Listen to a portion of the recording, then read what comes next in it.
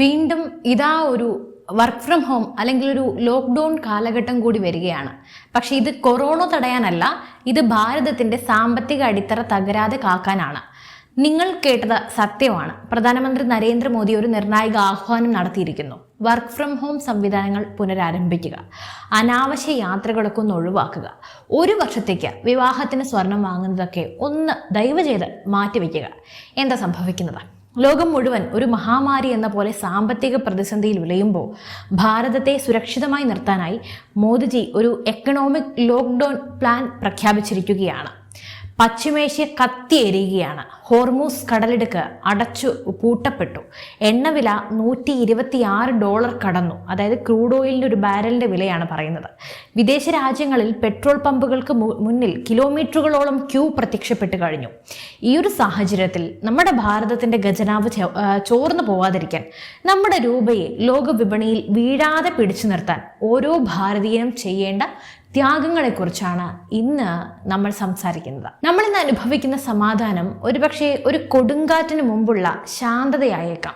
പശ്ചിമേഷ്യയിലെ സംഘർഷം കാരണം ക്രൂഡ് ഓയിൽ വില ബാരലിന് $70 നിന്നും $126 കുതിച്ചു കയറി.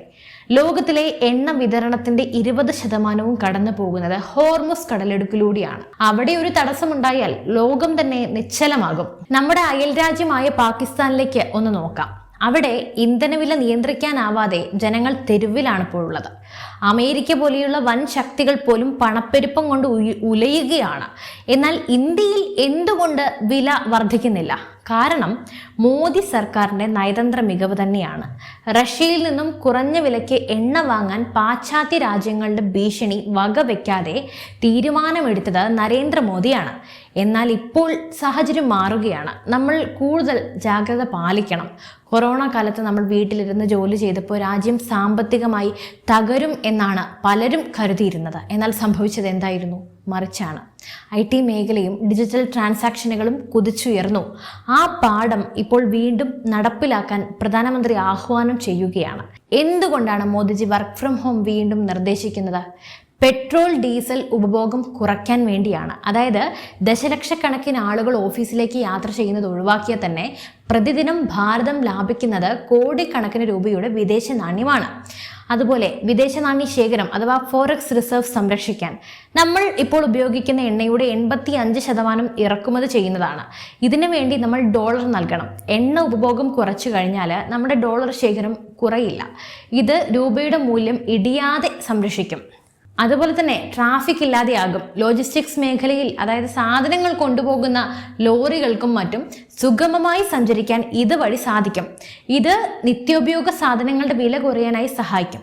ഇതൊരു BJP നയം മാത്രമല്ല, ഇതൊരു ഭാരതീയ നയമാണ്. അങ്ങനെ വേണം ഇതിനെ സമീപിക്കാൻ. നമ്മുടെ രാജ്യത്തിന് വേണ്ടിയാണ്. രാജ്യത്തിൻ്റെ നന്മയ്ക്കായി നമ്മൾ വീടിനുള്ളിൽ ഇരുന്ന് ജോലി ചെയ്യാനായി തയ്യാറാകണം. ഭാരതീയർക്ക് സ്വർണം എന്നത് വെറും ഒരു ലോഹമല്ല, അതൊരു വികാരം തന്നെയാണ്. വിവാഹമായാലും ആഘോഷമായാലും സ്വർണം നിർബന്ധമാണ്. എന്നാൽ പ്രധാനമന്ത്രി പറയുന്നു, ഒരു വർഷത്തേക്ക് വിവാഹ ആവശ്യങ്ങൾക്ക് വേണ്ടി സ്വർണം വാങ്ങുന്നത് ഒന്ന് ഒഴിവാക്കൂ. ഇതിന്റെ പിന്നിലെ രഹസ്യം എന്താണ്? ഇന്ത്യ സ്വർണം ഉൽപ്പാദിപ്പിക്കുന്ന രാജ്യമല്ല, അറിയാമല്ലോ. നമ്മൾ ടൺ കണക്കിന് സ്വർണം വിദേശത്തു നിന്നും ഇറക്കുമതി ചെയ്യുന്നു. ഇതിനു വേണ്ടി ഇന്ത്യയുടെ ഖജനാവിൽ നിന്നും വലിയൊരു തുകയാണ് ഇപ്പോൾ പുറത്തേക്ക് പോയിക്കൊണ്ടിരിക്കുന്നത്. യുദ്ധകാലത്ത് വിദേശ നാണ്യ ശേഖരം കുറഞ്ഞാൽ രാജ്യം സാമ്പത്തിക പ്രതിസന്ധിയിലാകും. സ്വർണത്തിന് പകരം ആ പണം സോവറിൻ ഗോൾഡ് ബോണ്ടുകളിൽ നിക്ഷേപിക്കാൻ മോദി സർക്കാർ പ്രോത്സാഹിപ്പിക്കുന്നു. ഇതിലൂടെ നിങ്ങളുടെ പണം സുരക്ഷിതമായിരിക്കും. രാജ്യത്തിന് ആ പണം വികസന പ്രവർത്തനങ്ങൾക്ക് വേണ്ടി ഉപയോഗിക്കുകയും ചെയ്യാം. നമ്മുടെ രാജ്യത്തിന്റെ നില മെച്ചപ്പെടുത്താൻ വേണ്ടിയാണ് ഈ തന്ത്രങ്ങളെല്ലാം ഉള്ളത്. സ്വർണ്ണാഭരണങ്ങൾ ലോക്കറിൽ വെറുതെ ഇരിക്കുമ്പോൾ ബോണ്ടുകൾ രാജ്യത്തെ തളർത്തും. ഇതൊരു യഥാർത്ഥ ദേശാഭിമാനിയായി ഭരണാധികാരിക്ക് മാത്രം നൽകാൻ കഴിയുന്ന നിർദ്ദേശമാണ്. ഇന്ത്യയിലെ ജനങ്ങൾ അറിയാത്ത ഒരു വലിയ സത്യമുണ്ട്. നിങ്ങൾ ഇന്ന് പമ്പിൽ പോയി പെട്രോൾ അടിക്കുമ്പോൾ ലിറ്ററിന് 24 രൂപ സർക്കാർ സബ്സിഡിയായി നൽകുന്നുണ്ട്. ഡീസലിന് അത് 30 രൂപയാണ്. അതായത് അന്താരാഷ്ട്ര വിപണിയിലെ യഥാർത്ഥ വിലയല്ല നമ്മൾ നൽകുന്നത്. എണ്ണ കമ്പനികൾ പ്രതിമാസം 30,000 കോടി രൂപയാണ് നഷ്ടം സഹിക്കുന്നത്. ജനങ്ങളെ വിലക്കയറ്റത്തിൽ നിന്നും രക്ഷിക്കാൻ വേണ്ടി മോദി സർക്കാർ ഈ ഭാരം സ്വന്തം തോളിലേറ്റുകയാണ്. പക്ഷെ ജനങ്ങളുടെ സഹകരണമില്ലാതെ ഇത് അധികകാലം മുന്നോട്ട് കൊണ്ടുപോകാൻ സാധിക്കില്ല. ഒന്നാമത് നമ്മുടെ രാജ്യത്തിൻ്റെ ജനസംഖ്യ അറിയാമല്ലോ, 140 കോടിയിലധികമാണ്. അതുകൊണ്ടാണ് പെട്രോളും ഡീസലും അമൂല്യമാണെന്നും അത് പാഴാക്കരുതെന്നൊക്കെ പ്രധാനമന്ത്രി നമ്മളെ ഓർമ്മിപ്പിക്കുന്നത്. ഇന്ധനം മാത്രമല്ല, നമ്മൾ ഇറക്കുമതി ചെയ്യുന്ന ഭക്ഷ്യ എണ്ണയുടെയും രാസവളങ്ങളുടെയും കാര്യത്തിലൊക്കെ തന്നെ മോദിജിക്ക് കൃത്യമായ ഒരു പ്ലാൻ ഉണ്ട്. എല്ലാ കാര്യത്തിലും ഉണ്ട്. ഞാൻ പാചക എണ്ണയുടെ കാര്യം തന്നെ പറയാം. വിദേശത്ത് നിന്നുള്ള പാം ഓയിൽ ഇറക്കുമതി ഇപ്പോൾ കുറച്ച് നമ്മുടെ നാട്ടിലെ വെളിച്ചെണ്ണയെയും കടുകെണ്ണയെയും ഒക്കെ ഉപയോഗിക്കാനായി അദ്ദേഹം പ്രേരിപ്പിക്കുകയാണ്. ഇത് നമ്മുടെ കർഷകർക്ക് ഗുണകരമായിരിക്കും. രാസവളങ്ങളിലേക്ക് വരാം. വിദേശത്ത് നിന്നുള്ള യൂറിയയ്ക്ക് പകരം നാനോ യൂറിയയും പ്രകൃതിദത്ത വളങ്ങളും ഉപയോഗിക്കാൻ കർഷകരോട് അഭ്യർത്ഥിക്കുന്നുണ്ട്. ഇതിലൂടെ കോടിക്കണക്കിന് രൂപയുടെ വിദേശ നാണ്യം നമുക്ക് വീണ്ടും ലാഭിക്കാം. ഇന്ത്യ ലോകത്തിലെ 3ാമത്തെ വലിയ സാമ്പത്തിക ശക്തിയായി മാറുന്നത് പലർക്കും ഇഷ്ടപ്പെടുന്നില്ല. അറിയാമല്ലോ, വിദേശ ശക്തികൾക്കൊക്കെ സഹിക്കാനാവാത്തൊരു കാര്യമാണത്. പശ്ചിമേഷ്യയിലെ യുദ്ധം വഴി ഇന്ത്യയെ തകർക്കാൻ ശ്രമിക്കുന്നവർക്ക് മോദിജി നൽകുന്ന മറുപടിയാണത്.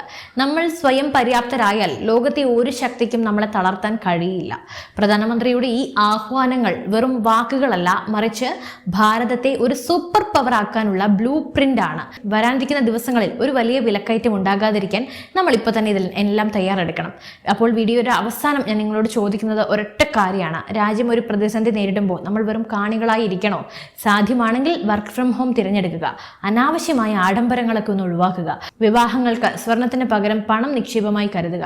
ഇന്ധനം ലാഭിക്കാനായി പൊതുഗതാഗതം ഉപയോഗിക്കുക. നരേന്ദ്രമോദി എന്ന നേതാവ് നമുക്ക് മുൻപിൽ ഉന്നയിക്കുന്നത്, നമുക്ക് വേണ്ടി പറയുന്നത് നമ്മുടെ രാജ്യത്തിന് നമ്മൾക്ക് വേണ്ടി തന്നെയാണ്. അദ്ദേഹത്തിൻ്റെ ദീർഘവീക്ഷണത്തിനൊപ്പം നിൽക്കുക എന്നത് നമ്മുടെ കടമയാണ്. അപ്പോൾ നമ്മൾ ഇന്ന് ചർച്ച ചെയ്ത ഈ കാര്യങ്ങൾ കേവലം സാമ്പത്തിക നിയന്ത്രണങ്ങളല്ല, മറിച്ച് വരാനിരിക്കുന്ന ഒരു പുതിയ ലോകക്രമത്തിൽ ഭാരതത്തിൻ്റെ സ്ഥാനം എവിടെയായിരിക്കണം എന്നതിൻ്റെ കൃത്യമായ രൂപരേഖയാണ്. അപ്പോൾ ചരിത്രം പരിശോധിച്ചാൽ നമുക്കൊരു കാര്യം വ്യക്തമാകും. ലോകം എപ്പോഴൊക്കെ പ്രതിസന്ധിയിലായിട്ടുണ്ടോ അപ്പോഴൊക്കെ നമ്മുടെ രാജ്യം ഇങ്ങനെ അനങ്ങാതെ നിന്നിട്ടുണ്ട്. അതിന് നമുക്കൊരു നല്ല നേതാവുള്ളതിൻ്റെ കാര്യമാണ്. അപ്പോൾ തീർച്ചയായും നിങ്ങൾക്കിതെല്ലാം മനസ്സിലായെന്ന് കരുതുന്നു. അപ്പോൾ ഈ വീഡിയോ പരമാവധി ഷെയർ ചെയ്യുക, എല്ലാവരിലേക്കും ഈ വിവരം എത്തിക്കുക. മറ്റൊരു വിഷയമായി വീണ്ടും കാണാം. നന്ദി.